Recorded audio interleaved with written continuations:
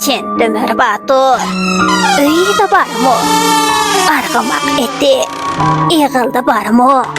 Misran qilichi. Qoziqda barmı? Alğur bürküti. Ornada barmı? Kapkap küçüki. İşikda barmı? Uyghur xalq cho'chaklaridan Çin Dömer Batur.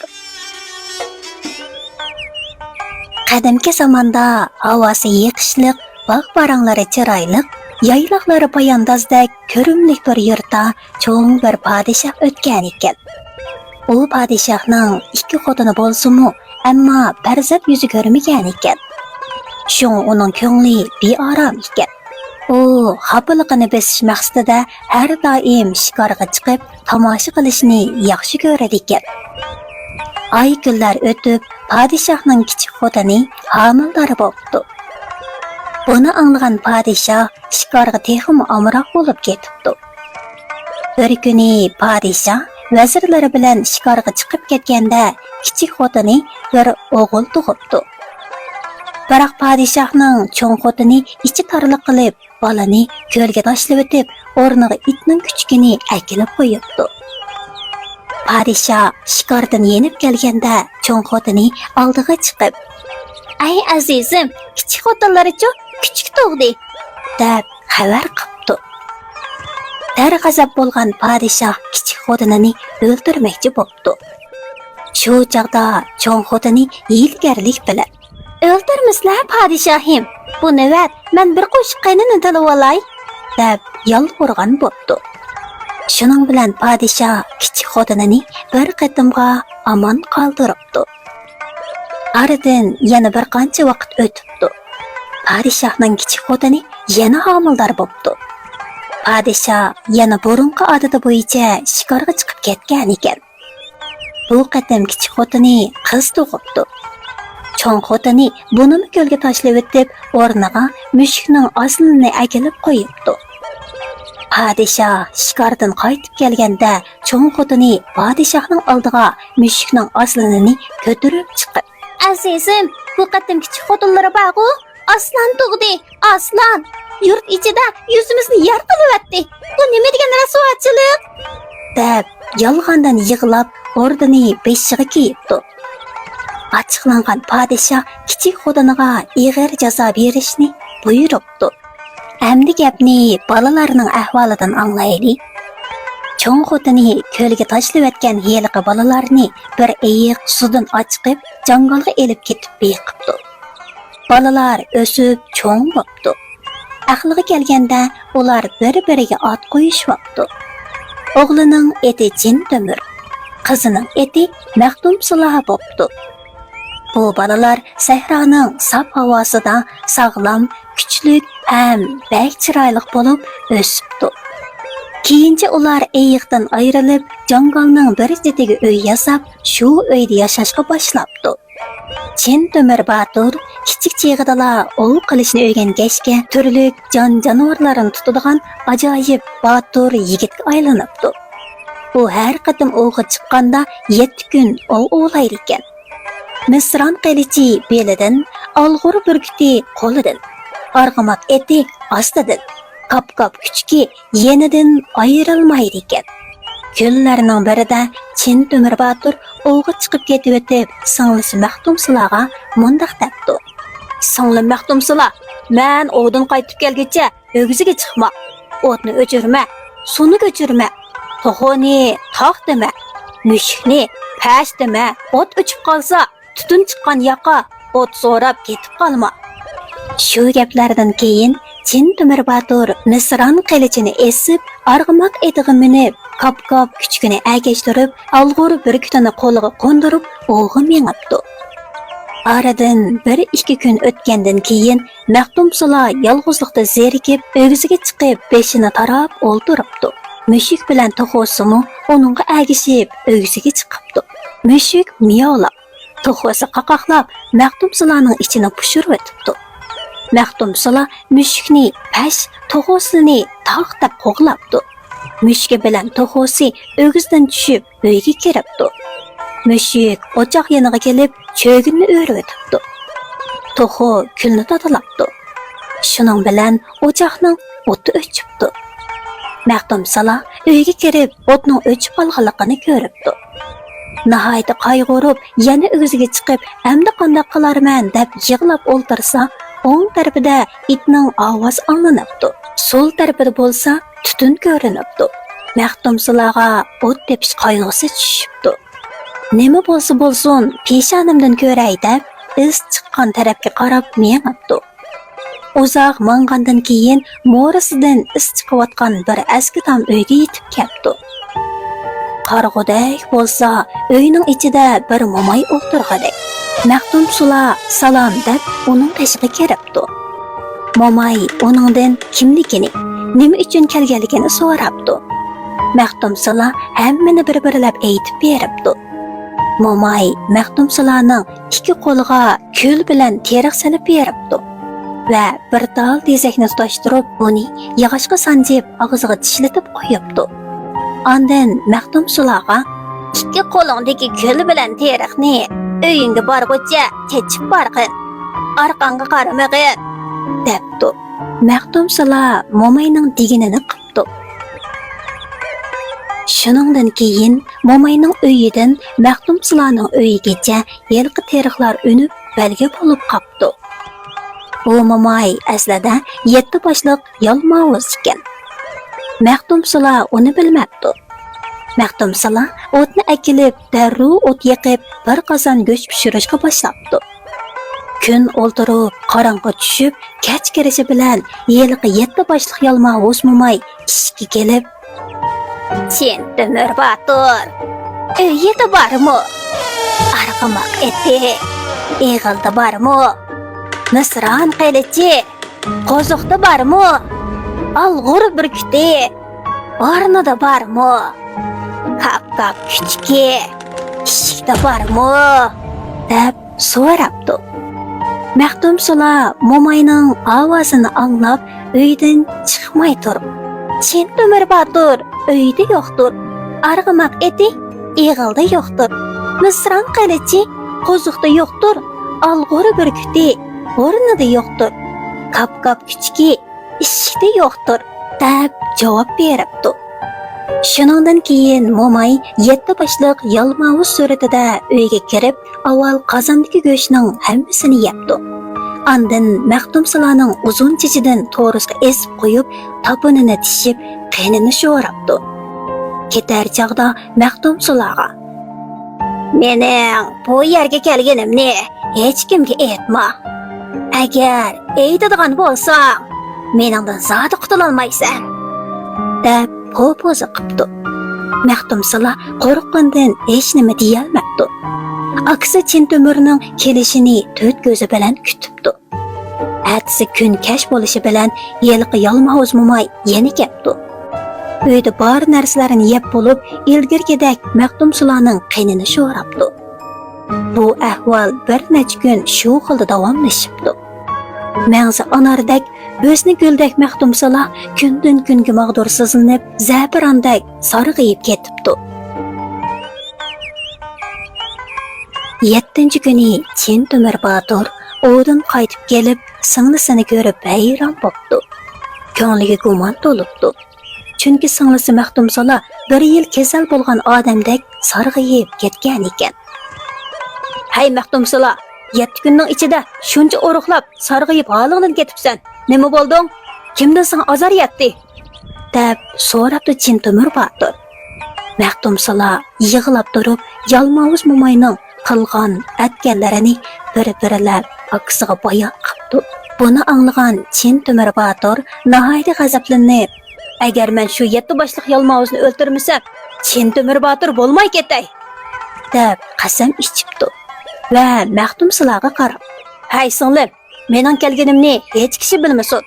Men ishning keyniga o'ri qo'lab mo'kinib yotaman. Agar yalmavuz kelib meni so'rasa, kundagidek kelmadi deb javob bergin" debdi. Ondan etiga, burkutiga va kuchkiga qarab, "Hay, vafodor jonivorlarim, agar yalmavuz Mo'may kelsa, uyn chiqarmanglar. Bir amal qilib, uni qo'lga tushiraylik" debdi. Bu jonivorlar Temur Baturning gapini o'qidi ekan. Shunda qilib, Chin Temir Batur maydasiga 7 qat savutini tengib, beshiga dubulga kiyib, Misran qilichini tutib, orada mügünüp yetibdi. Bir kamdan keyin Yalmavuz momay kelib, eshikning oldida to'xtabdi. Uning yuragi dubildab, badani shurkunib ketibdi. U bugun Chin Temir Batur kelgan o'xshaydi, qaytib ketmasam bo'lmas deb yenibdi. Lekin nafsi qaytib ketishga yo'l qo'ymabdi. Momay Chin Temir Batur kelmaganligini bir so'rab ko'ray. Agar kelgan bo'lsa, qaytib ketay. Kelmagan bo'lsa, umid aliyib deb o'ylab, ishga yaqin kelibdi. Chin Temir Batur uyda bormi? Arg'amoq eti yig'ildi bormi? Misran qilichi qoziqda bormi? Alg'or burkuti o'rnida bormi? Kap kichki eshikda bormi? deb so'rabdi. Maxdumsala Chin Temir Batur uyda yo'qdir. Arg'amoq eti yig'ildi yo'qdir. Misran qilichi qoziqda yo'qdir. Alg'or burkuti o'rnida yo'qdir. Kap kichki eshikda yo'qdir deb javob beribdi. Momayning yuragi to'xtab, 7 beshining har biridan turli sadolarini chiqarib, havo guldirilgandek kirib ketdi. Lekin ichkirgi uyga kirmay, "Ay Maxdumsala, akang Chin Temir Batur kelgan o'xshaydi. Uyingda odamning purqi bor-ku" debdi. Maxdumsala tamkinlik bilan, "Akam kelmadi. Agar kelgan bo'lsa, arg'amoq eti eg'ilda, Misran qilichi qo'ziqda, alg'or burkuti o'rnida, kap kichki eshikda bo'lmasmidi?" debdi. "Sen yolg'on aytyapsan. Chin Temir Batur aniq kelgan o'xshaydi. Odam purqi kelib turadi. U yoshirinib olgan o'xshaydi" debdi Yalmavuz momay. "Bugun akamning ko'nglak tambilini yuyib, suyini uyga to'kkan edim. Shuning purqi bo'lsa kerak" debdi Maxdumsula. Bu so'zni anglab, Yalmavuz momay ichkirgi uyga kiribdi. Odati bo'yicha Maxdumsulani uzun chechidan to'risqa esib, amdili qinini sho'ray deb turishiga Chin Temir Batur o'rnidan chiqib, Misran qilichi bilan bir urgan ekan, Yalmavuz momayning bir beshi uzilib tushibdi. Yalmavuz momay debdi-da Chin Temir Baturga qarab, "Bir beshimni alding, qolgan 6 beshimga qanday javob berasan?" deb qahri bilan elishishga boshlabdi. Elishish bir kech-kunduz davom qildi. Chin Temir Batur Yalmavuz momayning yana bir beshini chepib tushiribdi. Yalmavuz momay uydan qochib chiqishning ilojini topolmay, Chin Temir Baturga yana esilibdi. Yana bir kech-kunduz elishibdi. Chin Temir Batur bu qatam Yalmavuz momayning yana bir beshini chepib tushiribdi. 3 beshidan ayrilgan Yalmavuz momay texmi g'azab bilan tutishibdi. Chin Temir Batur uning yana bir beshini urib tushiribdi. Yalmavuz momay u yoqdan bu yoqqa qochishga boshlabdi. Chin Temir Batur uning 5-chi beshini kesib tushiribdi. Yalmavuz momay endi mag'dursizlanib, ko'zlari piyoladek bo'ldi. Eshikdan qochib chiqay desa, Maxdumsula qilich shiltib chiqarmabdi. Axir Chin Temir Batur Yalmavuz momayning 6-chi beshini chepib tushiribdi. Endi Yalmavuz momayning Yalmingöz deb atalgan birla beshi qapti. U amansizlikdan qo'yinga aylanibdi-da, uyning to'ngligidan chiqib ketibdi. "Hay Maxdumsula, xat to'xta" deb badar qochibdi. Chin Temir Batur arg'amoq etiga minib, bir besh qolgan Yalmavuz momayning orqasidan qo'g'labdi. Maxdumsula bog'liqliq kap kichkini qo'yib etibdi. Chin Temir Batur Yalmavuz momayga yetishibdi. Yalmavuz momay noiloj Chin Temir Baturga esilibdi. Ular kech kirgicha elishibdi. Angacha Chin Temir Baturning kap kichki yetib ketdi. Yalmavuz momayning pachiqidan tishlab tortibdi. Bir ozdan keyin Yalmavuz momay holsizlanib yiqilibdi. Kap kichki uni talab o'ldiribdi. Chin Temir Batur Yalmavuz momayning 7-chi beshini elib uyga qaytibdi. Shundaq qilib, ular yana bir necha vaqt xushal-xo'ram o'tibdi. Maxtumsularning rangi ro'yi asta-asta o'nglanib, avvalgi holatiga keldi. U ay yuzlik, xumor ko'zlik, shirin so'zlik, so'mbul sochliq, qora qoshliq, nozik badan bir go'zal bo'ptiki, uni ko'rgan har qanday kishi aql hoshini yo'qotib qo'ydi ekan. Kunlardan bir kuni Chin Temir Botir zergib yana o'g'i chiqmoqchi bo'pti va Maxtumsularga "Hay singlim, men yana o'g'i chiqaman. Sen hargiz uydan talog'i chiqmag'in. Suv bo'yida o'ltirib, chechingni taramag'in" debdi. Chin Temir Botir singlisi bilan xo'shlashib, o'g'i chiqib ketibdi. Maxtumsular akasining nasihatini yodida tutib, bir necha kungacha uydan talog'i chiqmoqdi. Lekin kunlar o'tgan sari zerikibdi. Oqibat talog'i chiqib, eshik oldidagi eriqning bo'yida suzuk suvning eqishiga qiziqib, chechini tarashga boshlabdi. Uning uzun sumbul sochlaridan bir necha tali suvga tushib ketibdi. Bu sochlar qo'shni podshohlikning o'rdasidagi ko'lga eqib beribdi. Bu vaqtda bu podshohlikning shahzodasi O'zmoq navkarlari bilan ko'lning bo'yida o'ltirgan ekan. Shahzoda O'zmoq ko'l bo'yiga kelib, bosh ko'zini yuvsa, uning qo'liga yelqa sochlar yenib chiqibdi. Bu sochlarning uzun va sumbulligi shahzodani hayron qoldiribdi. O'zmoq navkarlaridan "Voy, bu nima degan uzun soch? Kimning chechi?" deb so'rabdi. Navkarlar "Hay shahzoda, bu qo'shni podshohlikda yashaydigan go'zal qiz Maxtumsularning chechi o'xshaydi. Uning Chin Temir Botir degan akasi bor. Uningdan keladigan ardaxi chiqqani yo'q" deb javob beribdi. O'zmoq Maxtumsularni ko'rmay turibla uningga oshiq bo'lib vasvasaga tushibdi. Darhol qo'l ostidagi sarkardalarni yig'ib maslahat olibdi. Nurg'un lashkar to'plab Maxtumsularni bo'lib kelish uchun yo'lga ravon bo'ldi. Ular bir necha kundan keyin Chin Temir Botirning uyiga yetib kelib, atrofini qo'rshabdi. Maxtumsular bularga qarshilik ko'rsatib, o'ziga chiqib, mundaq debdi: "Hay lashkarlar, bu nima degan uyatsizlik? Yolg'iz bir ojiz qizga shuncha lashkarlarning kelishi nomardlik. Akam Chin Temir Botir kelsa, qanday javob berasizlar?" O'zmoq Maxtumsularni ko'rib, o'tdek kuyib mundaq debdi: "Hey Maxtumsular, o'zingni menga qabul qilsang qil, bo'lmasa seni zo'rlik bilan olaman." Maxtumsular bu gaplarni anglab, g'azab bilan o'g'zidan yerga tushibdi. Aksi Chin Temir Botir o'g'i ketishning oldida navoda beshingga kun tushsa, bu qushni qo'yib etgan. Men qayerda bo'lsam, shu yerga xabar yetkazib boradi deb topilib alg'ur burkutini qo'yib ketgan ekan. Maxtumsular chumulidek qo'rshab kelayotgan lashkarlarini ko'rib, qushni qo'yib etibdi. O'zi qilichini qo'lga elib, bulonchilar bilan urushibdi. Ular nurg'un lashkarlarni yo'qotibdi. Ongacha Chin Temir Botir xabar tepib yetib keldi. U Misron qilichini o'ynatib, bir o'zi necha ming lashkar bilan qattiq elishibdi. Tankilanmagan lashkarlar o'lari tirilishiga qaramay badar qechishga boshlabdi. O'zmoq qechib ketayotgan lashkarlarga "Sizlar ikki kishidan shuncha qochamsizlar, qochsanglar mendan yaxshilik ko'rmaysizlar" deb petrab ketgan lashkarlarini o'zi boshlab yana urush etibdi. O'zmoq Chin Temir Botirga bir qancha o'n polvoni bilan biroqli hujum qildi. Nayza qilichlarining bir-biriga urilishidan chaqmoq chaqqandek o'tlari chaqnabdi. Biroq har ikki taraf bir-birini yengolmabdi. Maxtumsular bu holni ko'rib andishiga tushibdi.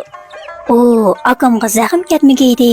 Uning miyib bo'lganidan mening yo'q bo'lganim yaxshi" deb o'ylab, akasiga mundaq debdi: "Jinim aka, dushmanlar son-sanoqsiz, ham rahimsiz. Shunga siz jangdan yening. O'lsam men o'lay, siz omon qiling." Shu chaqda Chin Temir Botir Maxtumsularga qarab: "Singlim, meningdan ansirma. Chin Temir deb etim bor. Menga dushman oldida bosh egish o'lim bilan tang. Sen jon jigar singlimdan ayrilolmayman. Shunga jangdan yonmayman" deb jangni davomlashtiribdi. O'zmoqning lashkarlari o'lib tugashga oz qolganda yordamga avatilgan lashkarlar nari tortib yetib ketdi. Ular qilich nayzlarini yalang'ashlabdi. o'qiyalarini challabdi. Chin Temir Baturga qora qog'idek yepishibdi. O'zmu fursatni g'animat bilib, Maxtum Sulani tutib olib, put qo'lini mahkam bog'lab, aqqa chiqdi. Chin Temir Batur qahr g'azabga to'lib, 7 kecha kunduz elishib, hamma bulonchining kollasini tenidan judo qildi. Keyin qarg'udek bo'lsa, Maxtum Sula hech yerda ko'rinmabdi. Chin Temir Batur texmi g'azablanib, arg'amoq etiga minib, Maxtum Sulani izlab, dasht jo'llarini kezibdi. Izda oxiri Jirg'ilon daryosini kechib o'tib, Ko'k Yoyloq teg'ining Ko'kto'pa degan yerga ketdi. Kishilar donqa doston bu Baturni nihoyat xo'shal qarshi oldi. Chin Temir Batur u yerga joylashib qopdi. Chorvachilik qilib yurib, tezli boy bo'pti. Shundaqdimi bu mol dunyo uning ko'ziga zotili ko'rinmabdi. Butun o'y xiyoli singlisi Maxtum Sulotini qopdi. Ko'zi kech-kunduz yoshdan qo'rimabdi. Chin Temir Batur to'la yig'lab yurib, oxir ikki ko'zi qorg'u bo'lib qopdi. Amdi gapni Maxtum Sulodan anglaydi. O'zmoq sohib Jamol Maxtum Suloni qo'lga tushirgandan keyin ordasiga opirib 40 kech kunduz to'y o'tkazib, uning bilan majburiy to'y qildi. Ardin necha yillar o'tib, Maxtum Sula bulangchidan 2 o'g'il tug'ibdi. Shundaqdimi u yana kech kunduz aksini ko'rishni xiyol qildi. Qandaqli bo'lsin, bulangchilarning qo'lidan qutulishning chorasini izlabdi. Kunlarining birida Maxtum Sula podshohning oldiga kelib, daryo bo'yiga berib, sayli qilib kelishga ijozat so'rabdi. Podshoh o'z ko'nglida, "Endi 2 bolalik bo'lg'achqa bizga moyil bo'ldi" deb o'ylab ruxsat qildi. Bu podshohlikning bir tulpari bo'lib, u tulparga podshohning o'zidan boshqa kishining minishi man'iy qilinadi ekan. Maxtum Sula ana shu tulparga minib 40 kenizak ham 40 navkarning muhofizatida daryo bo'yiga qarab yo'l oldi. Ular Jirg'ilon daryosi bo'yiga kelib tushibdi. Qator-qator chidir bargohlarini tikib, har xil taomlarni pishiribdi. Sutdan qilingan sharoblarni tulumi bilan akilibdi. Cho'ng ziyofat boshlanibdi. Maxtum Sula o'z qo'li bilan yog'och oyoqlarga sut ariqini to'ldirib, kenizak navkarlarga bir-birlab sunib, birdamda hammasini mast qilib o'tibdi. Maxtum Sula ularning maslikidan foydalanib, chaqqonlik bilan tulparga minibdi-da, Jirg'ilon daryosini kechib, u qatqa o'tibdi. Podshoh oldida beshi ketishdan qo'rqqan navkarlar darhol orqasidan qo'g'lab daryo leviga ketdi. Biroq hech qaysining eti daryoga kirolmabdi. Aslida podshohning tulparidan boshqa har qanday jonivor bu daryodan uzib o'tolmaydi ekan. Amalsiz qolgan navkarlar Maxtum Sulaga qarab, "Hay Maxtum Sula, 2 bolangni yetim qilmay, keyningga yong'in" debdi. Maxtum Sula, "2 o'g'limni elib kelsanglar, keynimga yonaman" debdi. Navkarlar darhol podshohning ordasiga berib 2 o'g'lini elib keldi. Bu 2 o'g'ilning cho'ngining eti oqar, kichkining eti cho'kar ekan. Maxtum Sula navkarlarga qarab, "Cho'ng bolamni daryoga tashlanglar. Uning piroqida chidamay, u yoqqa o'tib qolarman" debdi. Navkarlar oqarni daryoga oqtiribdi. Biroq Maxtum Sula uningga parvo qilmabdi. Navkarlar Maxtum Sula kichik o'g'lini obdan ko'radi. Shuni daryoga tashlasak, o'g'lini tutib olaman deb daryoga tushar deyishibdi. Cho'karni daryoga tashlabdi. Bola shu zamon suvga g'arq bo'ldi. Maxtum Sulaga bu nihoyat ig'ir ketdi. Shundoq bo'lsa-mu, u suyimlik aksi Chin Temir Baturni tepish orzusidan yonmabdi. U navkarlarga qarab, "Hay insofsiz bulonchilar, sizlarga naslimni qoldirmadim. Endi muradim hosil bo'ldi" debdi-da, otni choptirib ketibdi. Bulonchilar daryodan o'tolmay amalsiz qoldi. Maxtum Sula shu yugurganicha dashtlarini kezib, tog'lardan eshib, bir go'zal yoyloqqa yetib keldi. Qarag'udak bo'lsa, nurg'un to'gilar yaylab yurgidek. Maxtum Sula to'gichilardan, "Bu kimning to'gilari?" deb so'rabdi. To'gichilar, "Chin Temir qarg'uning to'gilari" deb javob beribdi. "U nima bo'lib qarg'u bo'ldi?" deb so'rabdi Maxtum Sula. To'gichilar, Onun bir singlisini bulangchilar bo'lib ketgan ekan. Shuning dardida to'la yig'lab qarg'u bo'lib qoldi, debdi. Maxtumsula yana hozir u qayerda deb so'rabdi. Tugichilar qayerda ekanligini bilmaymiz, debdi. Maxtumsula yana mengibdi. Bir oz mangandan keyin nurg'un yilqilarni uchratibdi. Yilqichilardan so'rab ekan, ularmi shunday javob beribdi.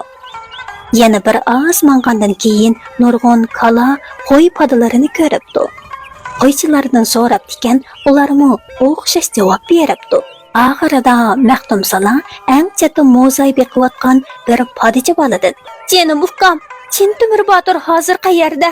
Aytib bersang" deb yelinib so'rabdi. Podichi bola tasdiqda "Chin Temur qarg'u hozir oltin arshon degan yerda" debdi.